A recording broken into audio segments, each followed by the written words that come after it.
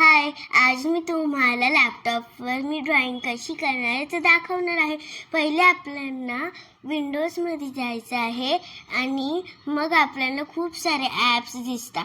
त्याच्यामध्ये एक ॲप असतो पेंट, त्याला आपल्याला क्लिक करायचं आहे. मग आपल्याला समोर एक व्हाईट स्क्रीन दिसते. त्याच्यात खूप सारे शेप्स पण असतात. आपल्याला ट्रायंगल शेप घ्यायचा आहे आणि मग त्याच्या खाली एक स्क्वेअर लावायचा आहे. मग आपलं घर रेडी झालं. मग आपण त्याच्याला कलर पण करू शकतो. मग आपल्याला पिंक कलर घ्यायचा आहे आणि फिल विथ कलर हा ऑप्शन दाबायचा आहे. मग ट्रायंगलला कलर येतो.